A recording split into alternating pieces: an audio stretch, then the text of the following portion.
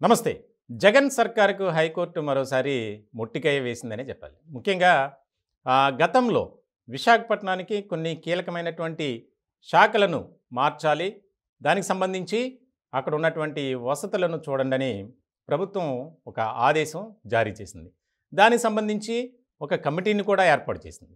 ఆ కమిటీ కొన్ని చోట్ల తిరిగిన తర్వాత ఏదైతే ఆమోదయోగ్యంగా ఉంటుందో అన్ని వసతులు, సౌకర్యాలు ఉన్నటువంటి బిల్డింగుల్ని ఐడెంటిఫై చేశారు. దానికి సంబంధించి నవంబర్లో ఒక జీవో కూడా విడుదల చేశారు. అయితే దానికి సంబంధించి ఇప్పటికే కొంతమంది పిటిషన్లు వేశారు. ఇక్కడ నుంచి విశాఖకు కార్యాలయాలు తరలిస్తే ఇంకా కంప్లీట్గా రాజధాని అనే అంశం మీద ప్రజలు గందరగోళ పరిస్థితి, అయోమయ పరిస్థితి ఏర్పడుతుంది. దాన్ని నిలుపుదల చేయాలని పిటిషన్ కూడా వేశారు. ఇలాంటి సందర్భంలో హైకోర్టులో ఈరోజు దానికి సంబంధించినటువంటి విచారణ జరిగింది.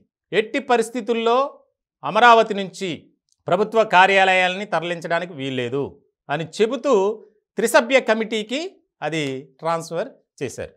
ఆ త్రిసభ్య కమిటీ ఏదైతే ఉందో ఆ ధర్మాసనం ఆ కేసును విచారించి పూర్తి స్థాయిలో దాని మీద తీర్పు చెప్పేంత వరకు ఎట్టి పరిస్థితుల్లో కార్యాలయాల తరలింపు అనేది ఉండకూడదు.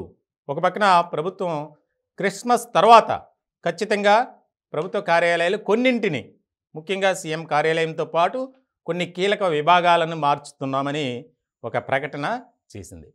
ఇలాంటి తరుణంలో చాలా క్లియర్గా మనకి ఒక జీవో కూడా విడుదల చేశారు. ఆ జీవో 2283 మనం స్క్రీన్ మీద చూస్తున్నాం.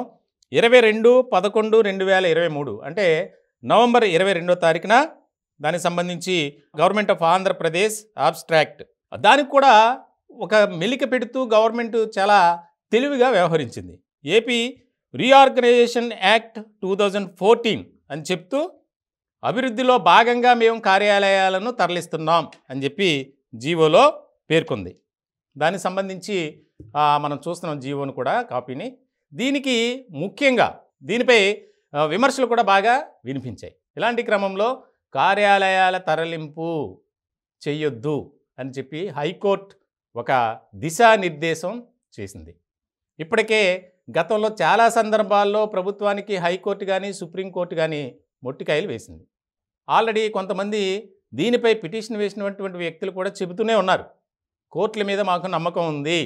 ఎందుకనంటే ఇక్కడ ఉన్నటువంటి ప్రజలు ఏమైపోవాలి, అమరావతిని ఆంధ్రప్రదేశ్ రాజధానిగా చేస్తామని చెప్పి గత ప్రభుత్వం హామీ ఇచ్చింది. దానికి సంబంధించి రైతుల దగ్గర నుంచి వేలాది ఎకరాలు సేకరించింది. స్వచ్ఛందంగా రైతులు భూములు ఇచ్చారు. కానీ ప్రభుత్వం మారిన తర్వాత జగన్ సర్కార్ ఒక నియంతలాగా వ్యవహరిస్తూ ఇక్కడ ప్రజల బాగోగులను పట్టించుకోకుండా విశాఖపట్నానికి తరలించాలి అని చూస్తున్నారు. ఇది మంచిది కాదు అని చెప్పి వారు మాట్లాడుతూనే ఉన్నారు. కోర్టుల్లో కేసులు వేస్తున్నారు, పిటిషన్లు వేస్తున్నారు. దానికి సంబంధించి విచారణ జరుగుతుంది, కేసులు వాయిదా పడుతూ వస్తుంది. ఇలాంటి నేపథ్యంలో ఇది చాలా కీలకమైనటువంటి డైరెక్షన్గా మనం చెప్పుకోవాలి.